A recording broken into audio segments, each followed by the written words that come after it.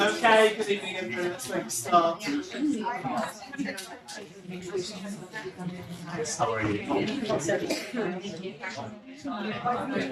Okay, good evening and welcome to this meeting of the Schools Forum. My name's Andrew Neal, I'm the Chair of the Forum. The event is being held here in Kensington Town Hall and is being streamed live on YouTube where members of the public and the media are welcome to watch the meetings and listen to the discussions taking place. Please can we make sure our mobile phones are switched off, and let's press on with the meeting. So item A1, membership.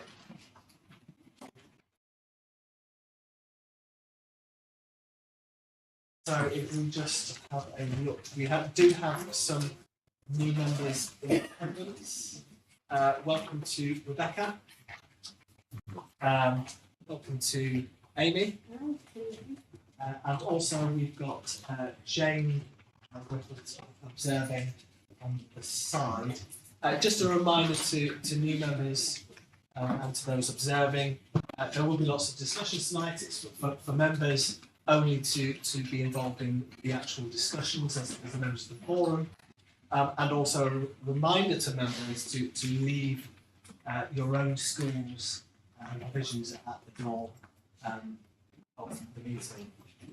There are some memberships that need to be updated in due course and re-looked at in various panels. So Alison, yourself, so I think Governor Services need to look at that because your term ends in 2 days. 2 days. As does mine, we're going to speak to Jackie Savington because of the conversion of all of the schools to academy status. All Saints is now the only maintained secondary school in RDKC. So by default, someone from All Saints the maintained secondary sector, but we will need to possibly look at the constitution on that front. Are there any questions about membership? No? Okay. Right, thank you. Noted. Apologies for absence. I've only had apologies from Ian Heggs and Craig Cameron-Smith. And Rasim's not here. Okay. Declarations of interest. Does any member By virtue of my membership of Fox governing body, I'm declaring an interest as regards A8, in respect of Nan's nursery. Yep. So I will not be voting on that.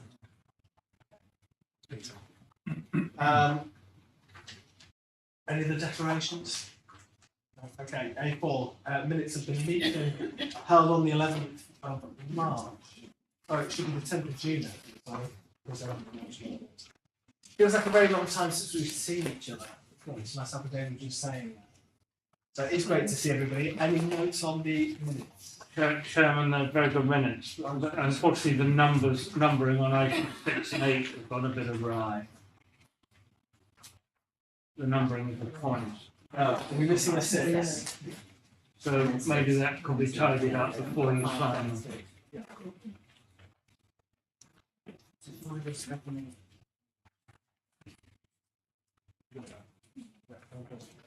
Thank you. Anything else? No? Okay, let's move on to item A5, which is SEN. I'm going to hand over to Julie on this. This is the recommendations from the High Needs Block Reference Group. And obviously, we've seen and had announcements from the Chancellor around the budget. We've seen the National Audit Office report that was published since the papers went out. And obviously, we don't know the full details of that yet. We don't know what that's going to look like in reality. So I think we need to be very careful about crystal ball gazing until we know the full parameters of how we can spend any monies that come into the council in the next financial year anyway. So let's just deal with the facts for now. So Julie, over to you. Thank you, Chair. I think the first section I'd like to draw colleagues to is section 3, which reminds everybody we do have a deficit. We do have a deficit recovery plan, and we're working through that It's very closely monitored by the DFE. We're meeting with them quarterly to see how we're getting on with that.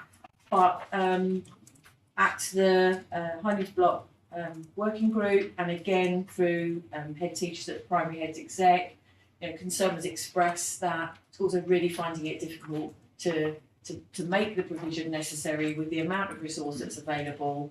And as officers, we took that away to look at what might be possible whilst sticking to the overall principles of our deficit recovery, but thinking about the pace of that.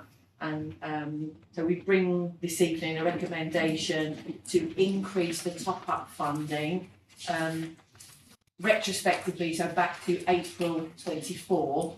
And in para 3-4, we've tried to sort of give an estimate of what we think that will mean for individual schools in terms of the impact from those higher bands. And the new bandings that we're proposing are set out in para 3-4 as well. So that's the kind of really important message that the head teacher's concerns about being able to do this with the pace that we were working to have been heard, and this is our attempt to kind of square the circle a little bit there.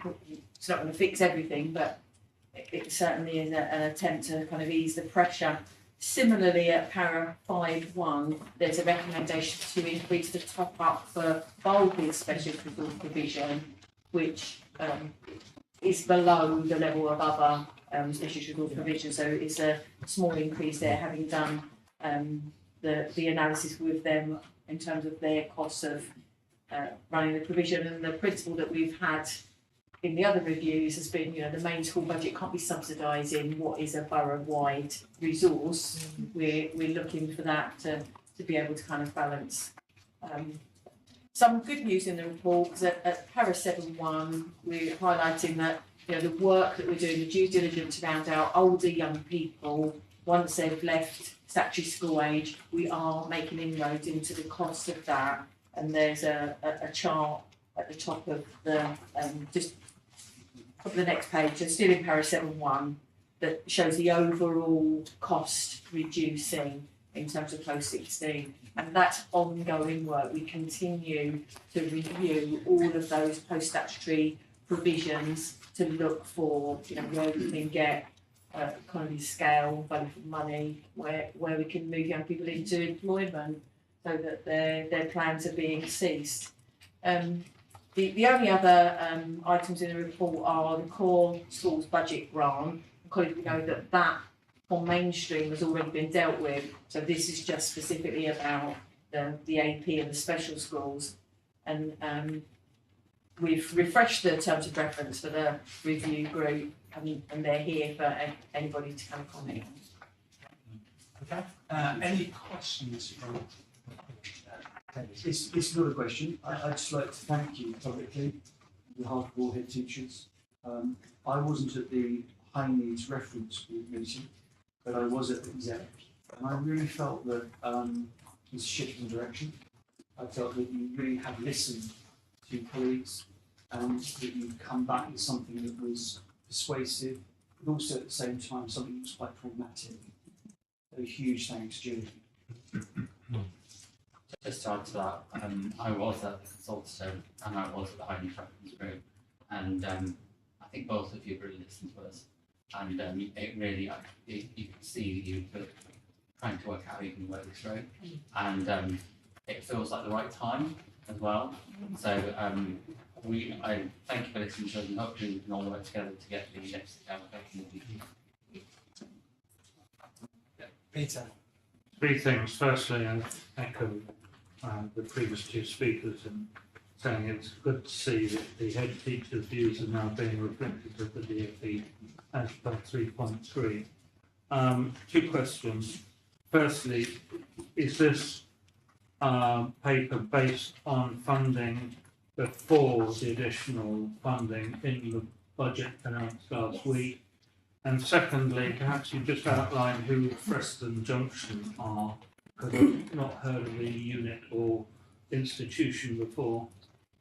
So Preston is the ground floor of Latimer AP, Right. and it's a dedicated provision for young people with education, health and care plans. The primary needs is social, emotional, mental health, but where there's an overlap with autism and they're quite vulnerable. So they wouldn't be suitable for letting upstairs. Right. And we've invested 350,000 of our high needs capital in creating an environment which is specifically for those young people. If you have a chance to visit it, it's fantastic what we've created. I mean, Councillor Catherine Fawkes did the official opening, but the young people that go there are young people who might not have left their bedrooms before, and they are attending. You know, this is fantastic, Oh, good, okay. and the cost of it is, you know, best part of 20 grand less than we would pay for equivalent division out borough that we'd have to tax them to, and probably wouldn't leave their bedrooms to go. Right, okay, yeah. Thank you, and are they federated, are they, So it's part of Ormiston Academies. it's part of Ormiston, Yeah. right, okay, thank you. Thank you, Chris. Yeah, just going back to a question I'd love to visit actually at some point.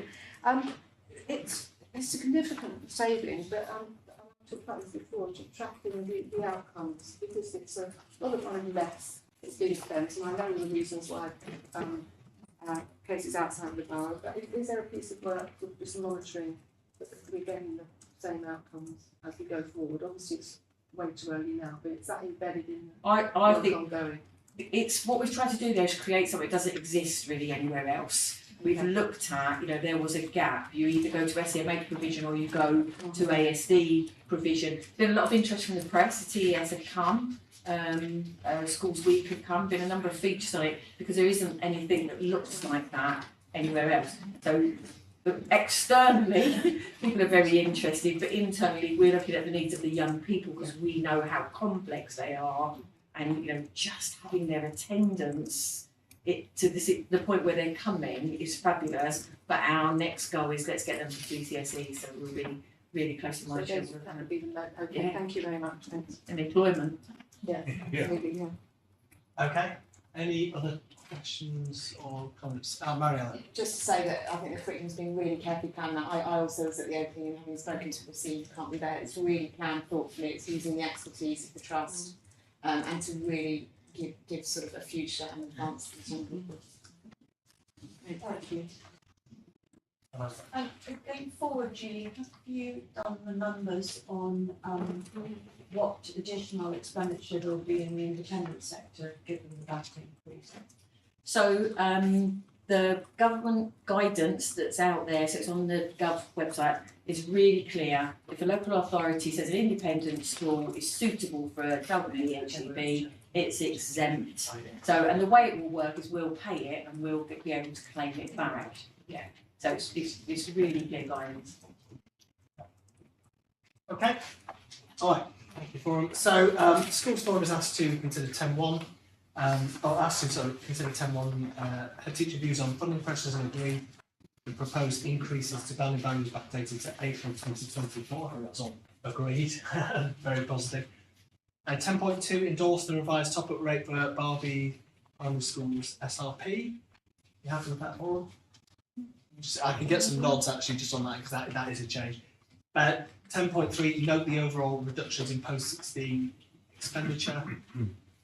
10.4, agree to allocate the CSBG for SEN and AP in line with the allocations from the DFE, which total £288,740. Yes, thank you. And 10.5, agree the refresh terms of reference for the high needs block reference group. Note the full conflicts. Can I ask a question on Yes, sure. terms of reference? I just, if the last, 6 or 7 years, or however long this group has been in existence, we don't really have any visibility about the membership. I do know who's on it. It's Paul Cotter and Jackie. Go ahead. But no, all no hands by representation, invitation. But I just think considering there's quite a lot of money that gets recommended through this group, some more visibility, and also I really don't think the same people should be in this group all the time. I think there should be some turnover that's provided for within the terms of reference. I don't think it should be just invitation and after that. Oh, it's an invitation to all heads, sorry. No, I understand that, but only two seem to. No, no. No, no, Many head teachers attend. They do. And same goes. And it's also a reference group, it's not a committee. That's So it right. has absolutely zero power. But it makes recommendations, which we listen to clearly. Well, so I think it's it more has of a some sounding influence. board for the assistant director. and It's a SEN. working group really for officers to interface with head teachers and be able to kind of talk through the things that are pressures and get a bit of feedback on our work. David? Well, it's not impossible. It is challenging sometimes because, you know, in much the same way that it's taken some work to ensure that we have some new representatives this evening from the primary sector, and that will continue. Sometimes when we reach out to colleagues and ask, you know, we'd like more representation, something like the High News Reference Group, it's not always linear in terms of, it's not lack of interest, I suppose, but actually having feet on the ground coming to those meetings. But perhaps what we should do is liaise with the chair. We've got a meeting, consultative meeting coming up very, very shortly. Perhaps we should address that, reach out to our peers, perhaps be more. It was quite well attended the last meeting. Yeah, because we had done exactly that, David. Yeah. Yeah. Well, might it be helpful on that front just to actually have a list presented to forum so we can see who is contributing to this group and just to ensure that there's Maybe representation across the sectors. Well, if we just saw, for example, that each time there's recommendations coming through, we saw who had taken part in that working group, and then we'd see each time it's different members, that would be absolutely fine. Alison? I wondered if we could extend the membership to interested chairs of governors. There's no governance interest in that thing, where there's a lot of pressure on heads at the moment, and sometimes Yeah, it's useful if a chair could sub in. I was told it's very operational. It is That's an more, it's not really operational different. group about the mechanics of what's happening there. It's actually about creating consensus between heads and your authority around SEND. And actually, I spoke to, you've done a great job of that. Yeah, well, before you started, SEND was in a lot of different place in our borough. You know, it was a good word, actually. That technical term. And actually, you've done a great job of that and bringing everybody together and moving forward as an institution to achieve that. I think it would be a massive shame to undo that consensus that's been achieved. I think we're sort of still. I'm just saying that I'm a clean guy, and I think that you create a good culture, and I think that should carry on. Yeah, I agree. I think it would be worth us looking at the at who is attending merely by virtue of the fact that I presume that some of our secretary colleagues aren't necessarily sending representatives. So it may not be relevant, or rather. Well, it will be relevant. No, sorry, I don't mean relevant. Or did they realise they're able to, just like they can't be members of the forum? Do they realise? Oh yeah, be they can and members? they do. Yeah, we get different representatives. It's just a case of monitoring, isn't it, in terms of is there adequate representation for faith schools, for community schools, for academies, secondary, primary, you know, there's a range of representation, that's all it is. Can you take that away? Yeah, no. Okay. Sorry. Thanks. I wanted to be really, really clear about how we're using the term oversee here. It seems that we oversee in the first terms of expenditure, and then bullet point 3, oversee expenditure, ensure value for money, oversee the implementation of the domestic recovery plan. What does oversee actually mean? Well, actually, reading that's our responsibility as the forum. Multiple, that's what I thought. And I was so nerdy over the weekend, I actually looked it up and it's got words like manage and things like this. I just wonder whether that should be revisited so it's really, really clear. I think, you know, in relation to, you know, creating consensus, all of those sorts of things. Maybe monitor would Or be review better. or something. Or discuss, because they're going to discuss these things. They're not. This Yeah, forum will probably make a better. decision. I mean, I wonder whether what you're doing is considering information and then making recommendations to this group. I don't think there's any oversight in the strictest, well, probably not the strict sense of the term, but you know, I just wondered whether that could be considered, because if coming in from outside and looking at that, it looks like this is actually quite a fancy thing. It's not as I was seeing from here, so Great. thank you. Julie? Yeah, and very happy to change that too. I think considers a really helpful suggestion. So should we bring those terms of reference back to the next meeting, just Yeah. to get signed? Okay, so we'll meet tomorrow. Okay, all right, thanks. Let's move on to A6, dedicated schools, grant project monitoring, and Anita, over to you. I think the same thing applies to this one. Yes, so we're overall we're now looking at a 400,000 underspend in the current financial year. So that's a reduction in the DSG deficit, and this does take account of the additional allocations that have been agreed. And you know that is, as has already been said, this is slowing down the pace that we were saying we would recover this year, while overall still within the plan. So now we've got an overspend on top-ups, and we're investigating an overspend on the hospital school. Well, it is schools, because it's more than just the one, if there's any. It's hospital education, It's isn't school it? education, yes, thank you. So that's the position in terms of the DSG, and then, so we still think we'll be about 3.7 million overspend in terms of cumulative deficit balance. And then looking forward to the section 5 around school balances and forecast school balances. So there is a forecast increase in the number of schools in deficit at the end of this financial year, so going from 2 at the end of last year to 5 at the end of the current financial year. Obviously, we are working with those schools and supporting those schools in terms of any deficit recovery that is required. And we've still got the mix of schools with, you know, more significant balances, and as Forum know, we've got that balance control mechanism coming in at the end of 25, 26. That's all I wanted to say.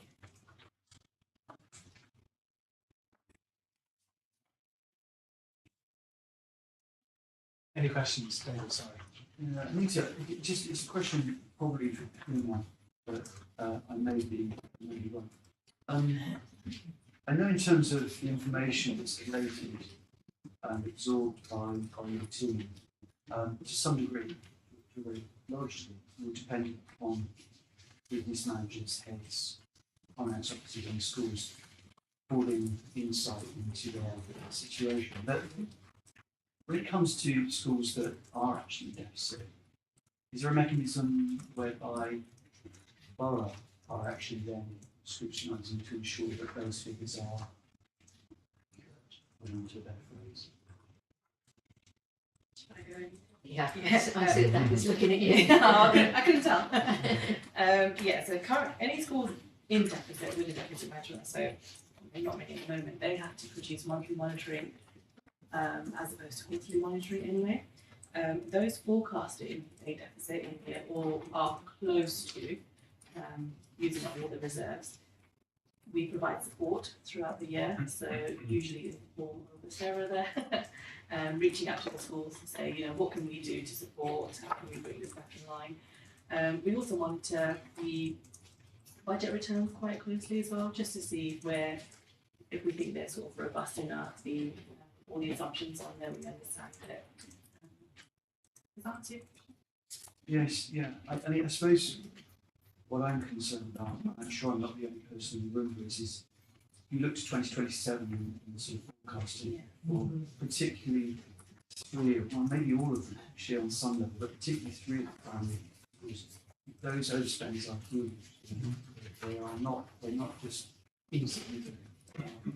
There are some amounts. There's one getting close to $1 million. Not sorry. But surely there's no way back from that. Well, I suppose this is the, you know, in a way this is the starting position of where a school might be in 3 years' time. So particularly Estera and other members of the team will be working with the schools okay, is that realistic what you're showing? What will your plan be to recover? So I don't expect that this will be the position that they will be in 3 years' time. Because, you know, there is a lot of close working and as Poonam says, a lot of close monitoring, but as much support as monitoring. It's no just monitoring, is it? So yeah, I don't think schools will, I'd like to think that schools will not be in that position. So that's in a 3 years' worst time. case. Yes, towards the worst case, yeah. That's helpful. Thank you, David. Peter? Back on to table 2, the start of it.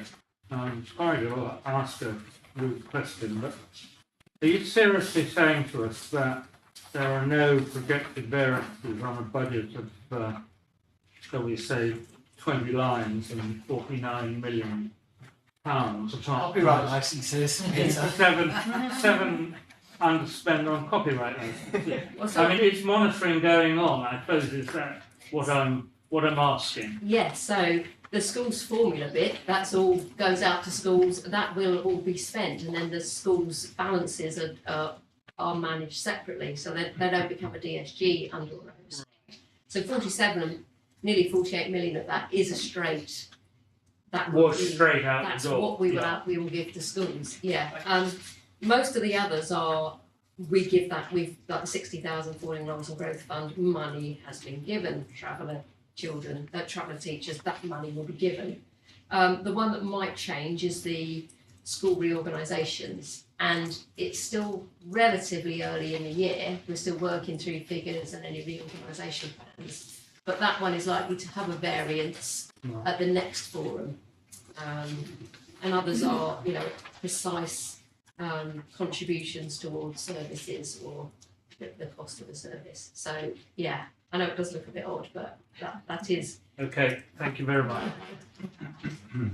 Okay, can I just check something, a point of note, Yeah. and also just for clarity, St Thomas More schools, their revenue balance is nearly £1.7 million, which is, I don't know what percentage of their income that would be, but it would be significantly, it would be It's 1.4 million over. Yeah. Yeah. So just given that they have just or in the process of or have converted to current capital, am I right in saying that that money that's come through the maintain system will now become an asset of that academy trust? That's correct. Yeah, the whole of that balance transfers with the school. Yeah. Okay, I think that's something that's important for us to note here. Any other questions on 26? You talked about the schools being close to deficit. There are 3 primary schools that are very, very close to deficit. Yeah. Do they get the same support, did you say, from Sarah as well? Not quite the same, but we are available, so the rest of the schools would be available as well to help support, but more if that school reached out. We obviously focus our primary targets on either the ones that are already deficit or forecasting a deficit, Okay. but the ones that are close, we absolutely can help and support. It might need the school to reach out a little bit earlier to us, but we will get there. I mean, but looking at the numbers, they're managing really narrow margins really extraordinarily well. Yeah. But just wonder whether you need more help with that. Yeah, what you can't see on the table is some of the sort of support we do in between the monitoring returns, and you know, a lot of these numbers are after we've had quite a lot of back and forth with the school anyway. Yes. Sorry, can I come back on your point? It's something that I've been thinking about. We spent a lot of time, didn't we, in the last 2 meetings deciding how we were going to work through preventing clawbacks by the local authority, how we will give schools time to spend the money that after all should have been spent at the cohorts for which the money was given. And I wonder by what measure they should be permitted to take money out of the maintained sector if it wasn't spent on the children within the maintained sector it's provided for. Well, it's the funding regulations, that's the But regulations. does the local authority not have the ability to pull some of that money back? No, not unless we've got a balanced control mechanism in place, and of course, the one that we, recently agreed with the forum was not until the end of 25, yes, right. Thank you. One other thing, so, comment that was made earlier by Jodie. Maybe internal audit. In sports, your team is stretched, so in terms of capacity. But internal audit, if you turn it on its head and you see it as something very positive, I think that's something worth considering, that some of those schools with very small margins, they could benefit from Definitely stressed out over But yeah, you And can we- suggest that. We do suggest the, We do work quite closely with internal audit, anyway, Moira and her team. Yeah. Before they go, so we've got their forward plan for all the audits they've got planned for this year and next year. We work for the school and Moira before they go in, so we do, especially now, we are linking in a lot more with internal audit, and absolutely. they're sort of taking some of the things we would like to take forward, but, My recent experience is positive. Yeah. And I think Moira has worked incredibly hard to be perceived in a different way, just to come at it as a partner. The outcomes should ideally be that it helps inform on sort of forecasting the future and action planning, just trying to ensure that margins for error become less. And I think some schools might benefit that haven't had that kind of level of support, critique, however you want to do it.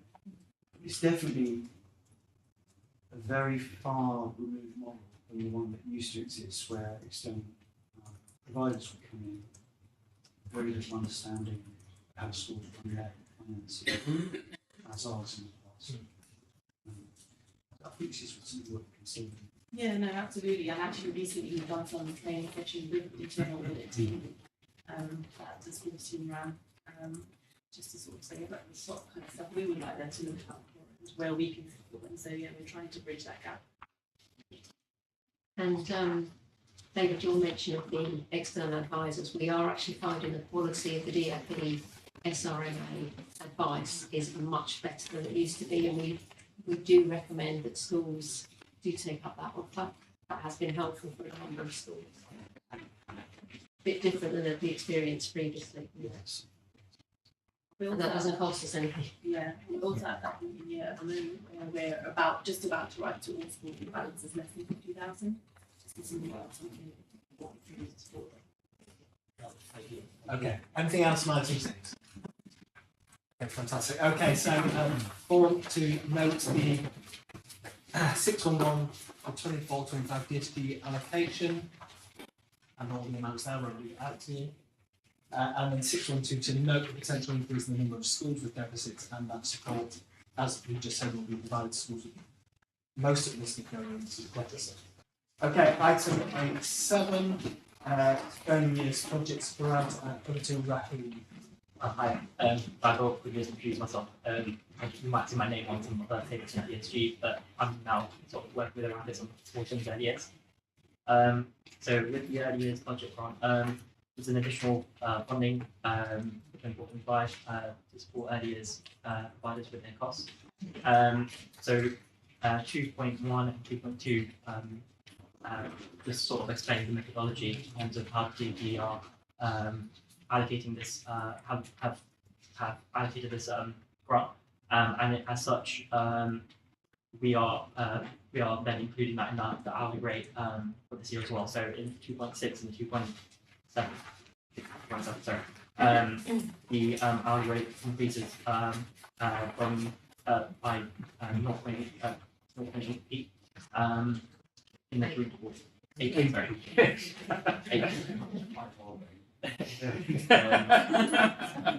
Yeah, for through the core hours and for the maintained nursery schools 90 pence in the hourly rate, and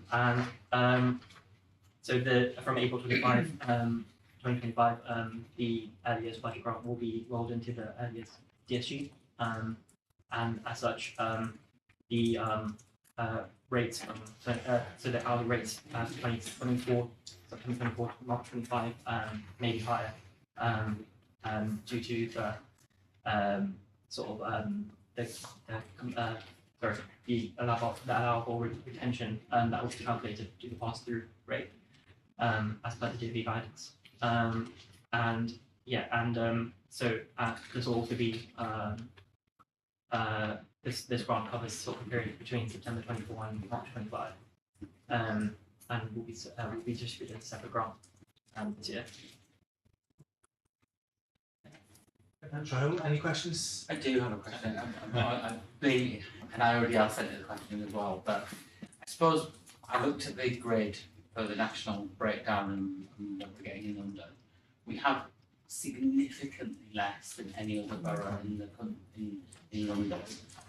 Why are we getting the worst increase when we probably don't have the lowest increase in costs? I have raised this with the DfE, and their answer was that they use the same formula for all local authorities, which is really not answering the question in essence. But I will keep asking the questions. I think I look at the numbers, just felt like they clearly made a mistake. There's a digit missing. What, 0? Yeah. On the end. Everybody else has got nearer to 20, 30 pence an hour. We've got less than 10. And I know everybody sat around the room probably thinks that doesn't make a difference. Yes, it does. Huge amount of money. Yeah, great. Any other questions on this, Peter? Yeah, I mean, presumably these schools going to be hit by the employer national insurance increase, which comes in April next year, I believe. So we need to lobby them for that as well. We are doing this. You are doing that. Yes, don't worry. So I can assure you that we're definitely doing that. And they will announce the rates for the following financial year in December. Right. They always do that. So we're hoping that we will see an increase. But obviously at the moment they cannot confirm any of that. But they did say that they will take that into account. So we'll have to wait and see. So. We've heard, I've had a lot of people saying to me, some of the private sector nurseries just went to the farm. And they're fully aware of this, so I'm just hoping that the rates will reflect that increase in costs. But we'll have to wait and see. So. Okay, any other questions on this paper? Okay, thank you. Right, so Bob's just asked to note 3.1, the rates for the early years budget run from September 24 through to March 25. Right, thank you. Item A8, maintained nursery supplement review. Erasmus, over to you. Thank you.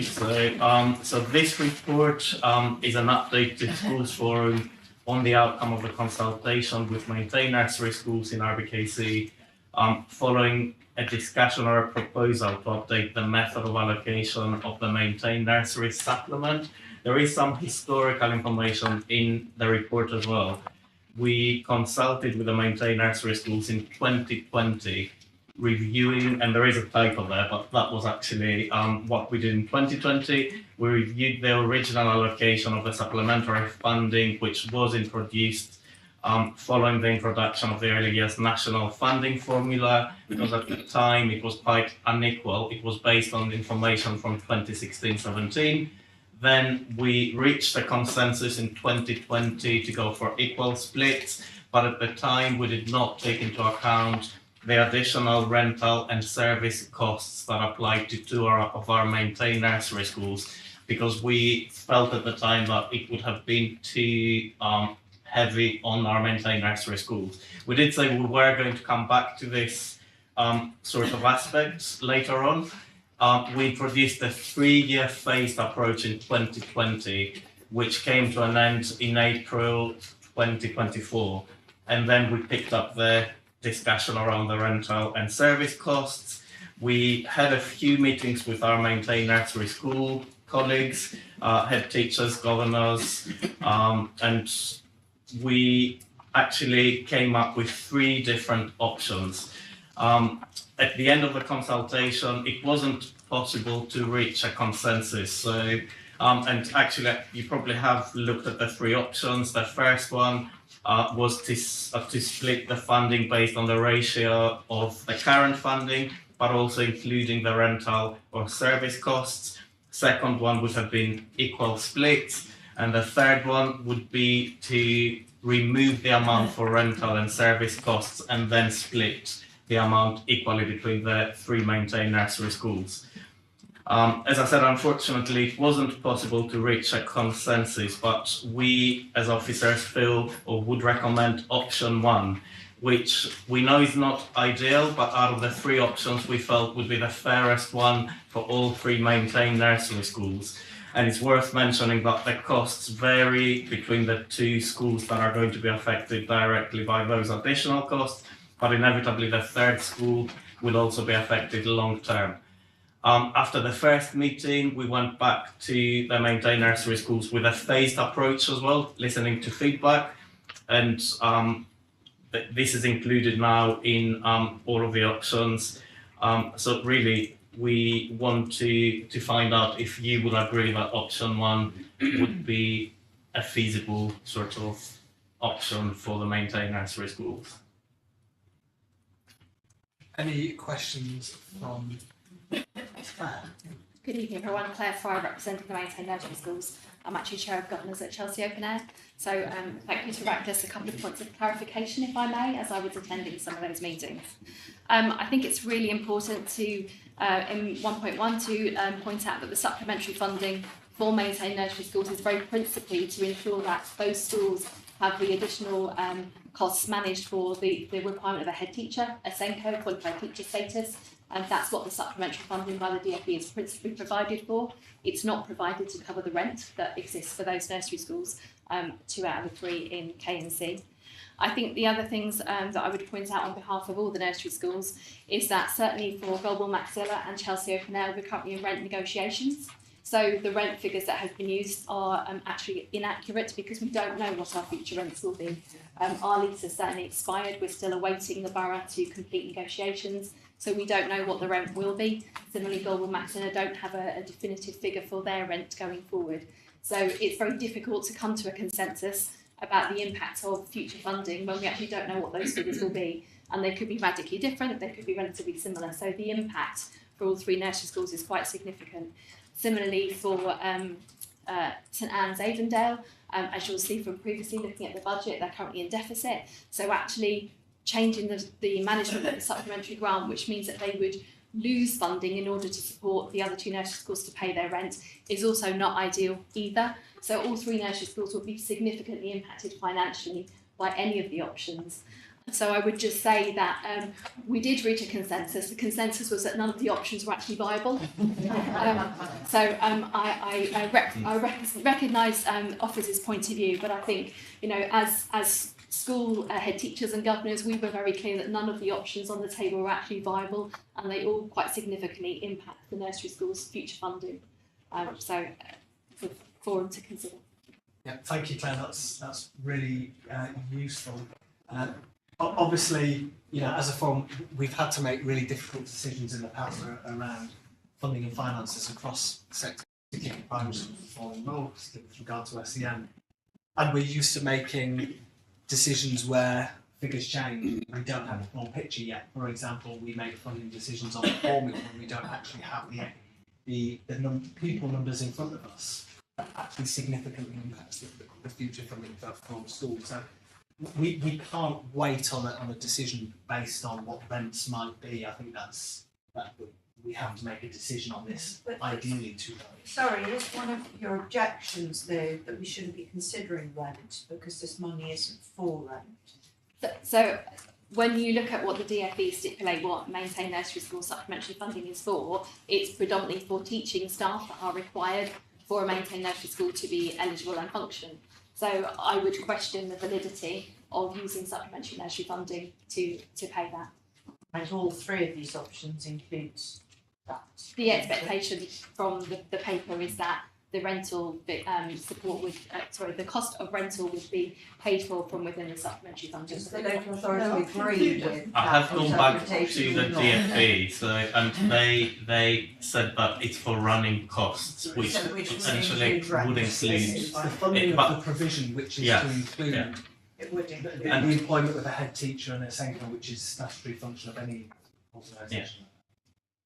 Sorry, Andrew. So Claire, first of all, can you just say it was really, really helpful for everyone to understand the position to maintain nurseries.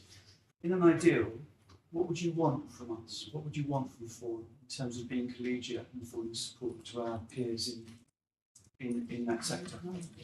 I would encourage Forum to ask the local authority to go back and consider again whether there are any other sources of funding that would support the rental costs for the 2 nursery schools that have them, because the reality is that we don't, where we are placed, and both of the schools have been there historically for a long time, it's outside of our power that the local authority doesn't own the building, and therefore we are liable for rental costs, certainly for Chelsea Open Air. Goulburn Maxilla, it's a local authority space, but again there are rental costs that are managed. So. And that's the view of St Anne's and Goulburn and Maxilla as well. That's the shared view. I would say that as Forum, we're sensitive to these issues. It sounds like we do have to make a decision, a funding decision around this, and we will have to form the DFE of this. I don't think we can park this and go back based on that factor and variable. I think we can ask the local authority though whether they did consider our options. Well, I think that's things that were possible. that's the point here. In reading the paper, it looks like the local authority has gone to considerable extent in their function to consult and gather the views of the sector. It sounds like they're not very popular at all, but yeah, sure. But I do think that we need to make a decision, and actually we need to scrutinise really also Heracles and the Leeds on why option 1 in particular. Jackie. Did this fund used to fund 4 nurseries, now it funds 3? Since the amount went down as well. Yeah, did the amount go down? Yes. Okay. The only reason I asked that is not because I obviously I do have an interest, I declare that interest because Farnborough did take on one of the nursery schools. The reason why I was asking that is because I was wondering whether there was now more money to share between the 3 schools. No, it's no, it's mainly based on the pupil numbers, so. And that is because in 2020 we made a decision to consider Goulburn and Maxilla as one nursery. We could have done that, but we didn't at the time. So actually, it hasn't made any significant difference since Goulburn and Maxilla amalgamated. So in terms of funding, it has been the same. Clyde Gardens isn't. No. So this is only for maintained nursery schools. So St Anne's, Goulburn and Maxilla, and Chelsea Open Air nursery schools. So just can I bring us back to actually the point, which is that you've gone away, you've consulted, you've come back, taken 3 options to maintain the nursery sector, and yourself and Anita are saying option 1.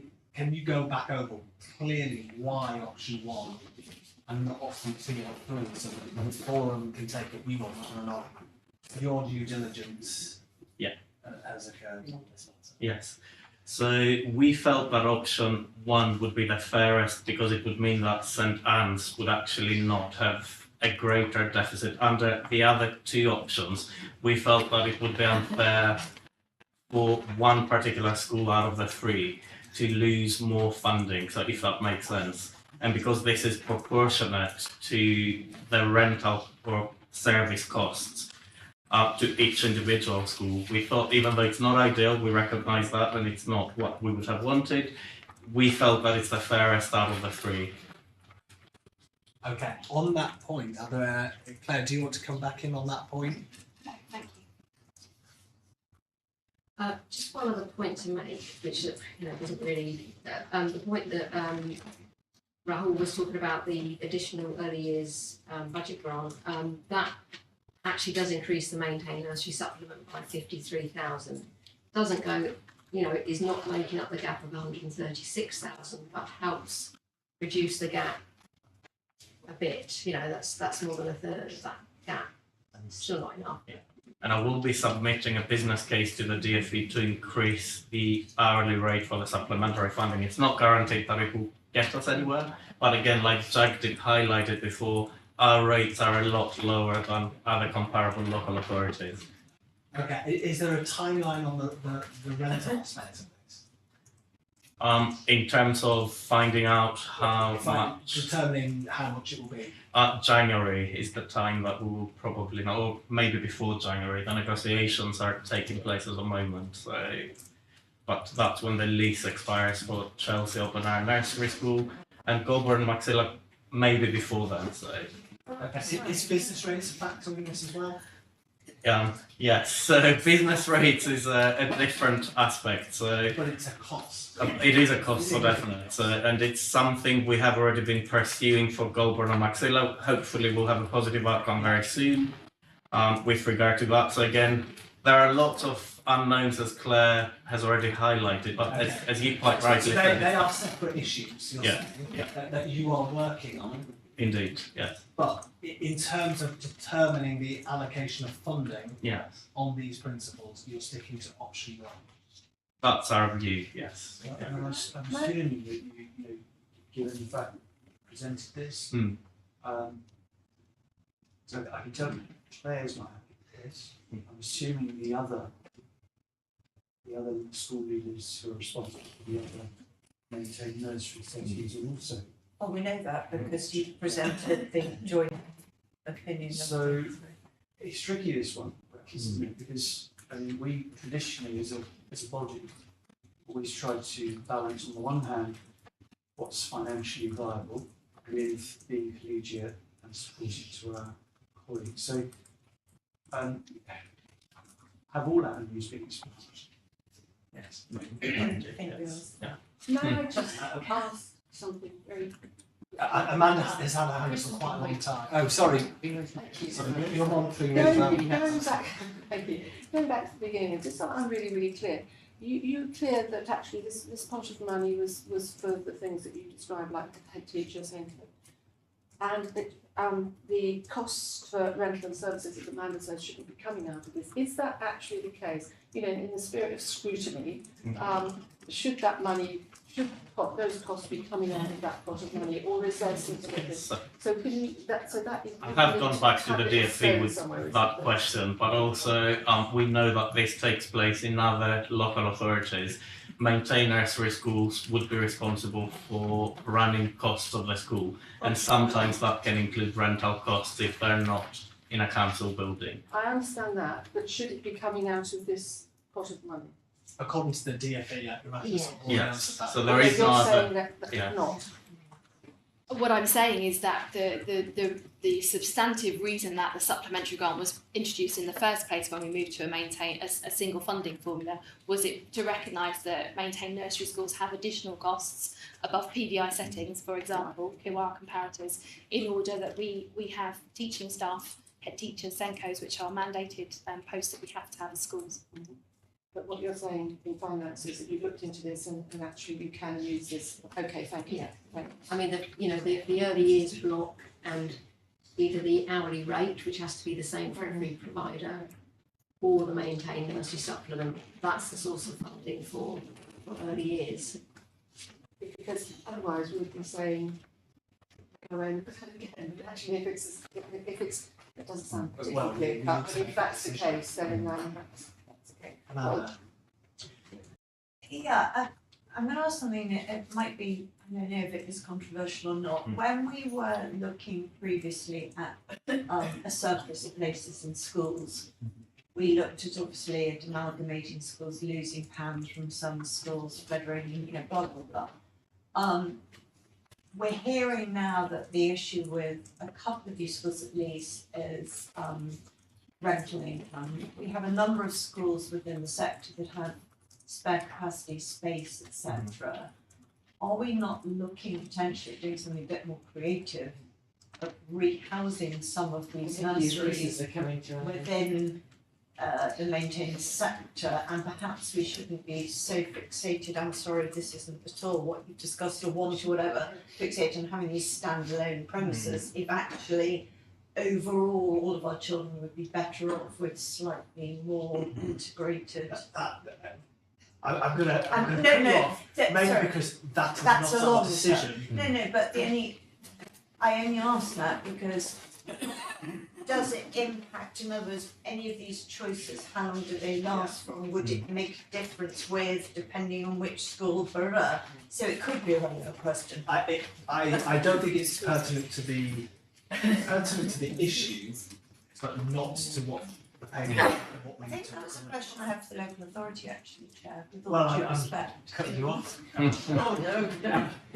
Because I think we're going to go down a hypothetical. Sorry, respect, okay. We're going to go down a hypothetical around what these schools should do, and actually they're the decisions of their governing bodies, Well- their teachers. We're not in charge of the No, decisions but that they make. specifically, how long government rents, but we're talking about subsidising at the moment. And we may decide as a forum that we don't want to be putting money through one of the options when more of it is going into rent You to. can't do that because they're I don't know. registered schools and can't decide to just stop funding. I think also one has to factor in. That's Maybe- option two. Okay, fine, thank you. I think also, Andrew, one has to factor in what makes our maintained nurseries so exceptional. With their sovereignty, the unique nature of how they're led, how they have been led for many, many years. They're innovative. They always have been. The quality of what they afford is exceptional. It's world class. Why would one tamper with that? That's quite a claim. Thank you, Dan. I mean, look, this is difficult. We do need to get to a point Thank of you, making I a didn't decision. mean to sort of. Look, Jackie. it is an observation on an action, really, Yeah. and actually, so I understand something. I do agree that it's really important to keep that sovereignty. I'm an early years teacher myself, and it's really special having that. Is it possible under the local authority, how things work, to actually have a nursery school based in a public site that is owned by the local authority within a school, and for you to maintain having a head teacher and have a SENCO and do all of those things?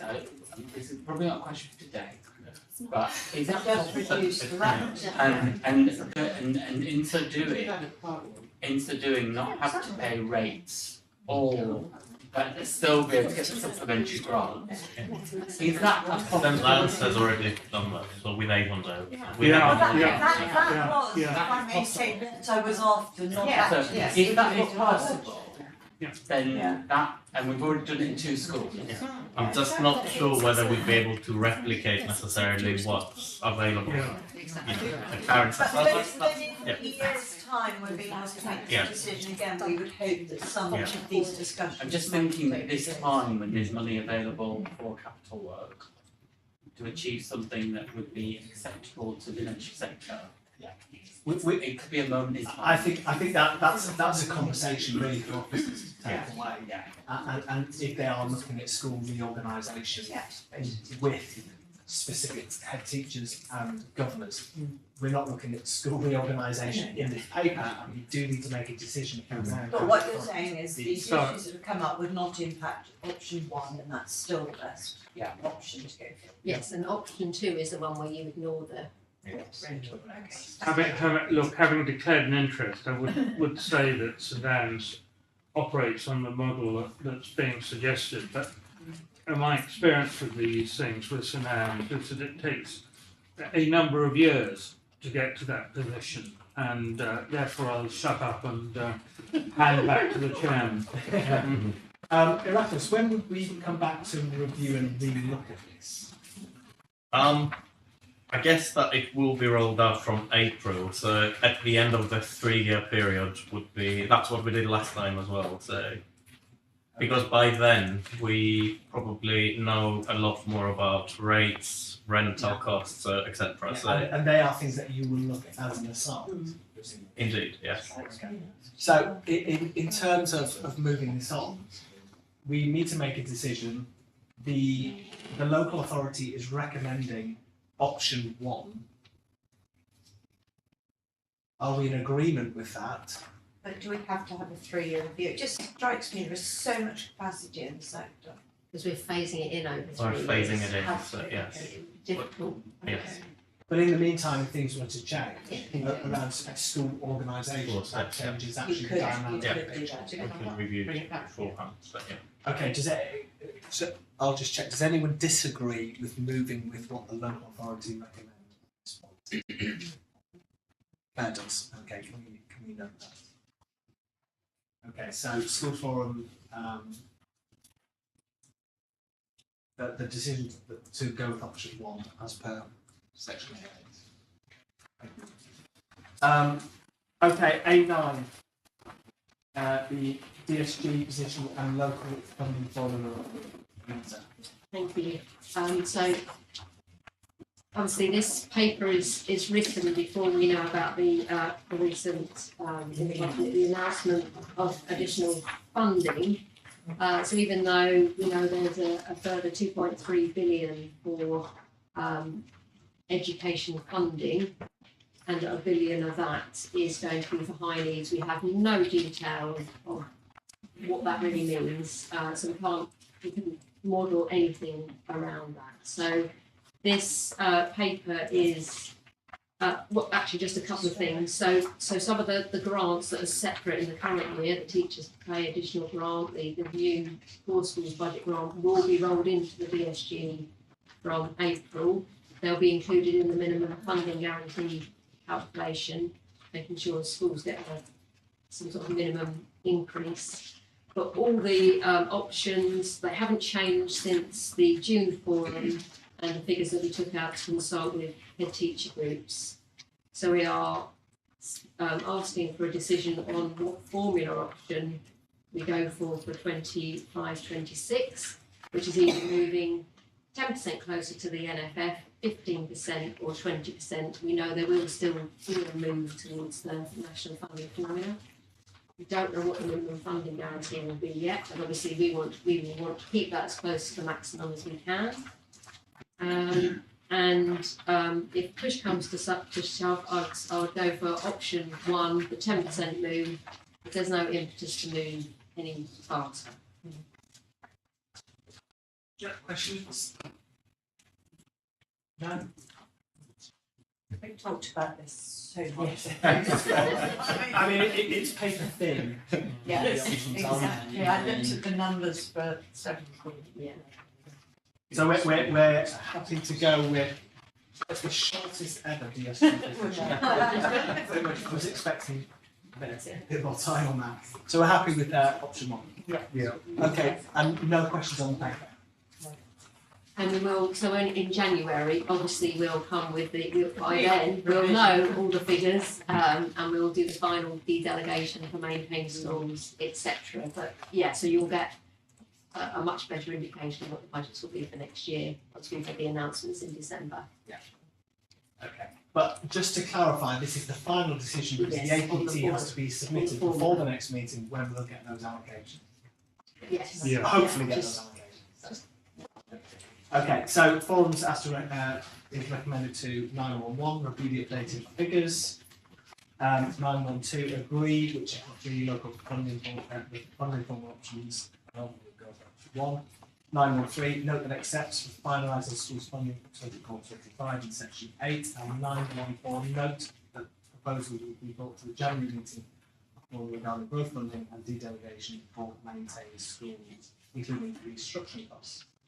All agreed. Okay. One final thing before the end of the meeting, and that is just to note that this is actually Poonam's last meeting.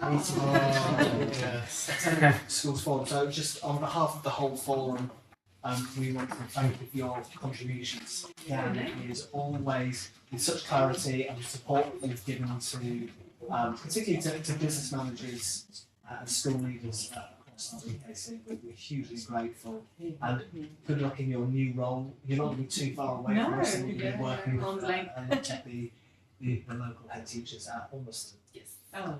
Andrew, can I just say something about Yeah, sure. heads? I'd just like to say what a huge loss. I think you are I cannot even begin to capture what a remarkable professional, incredible colleague, what an enormous loss for us. Didn't think I'd start crying yet. This is going out on YouTube. And you're behind Anita, the camera. Thank Okay, you. thank you so much. Thank you. And that concludes School Forward. Thank you, everybody. Good share. Brilliant. Yeah.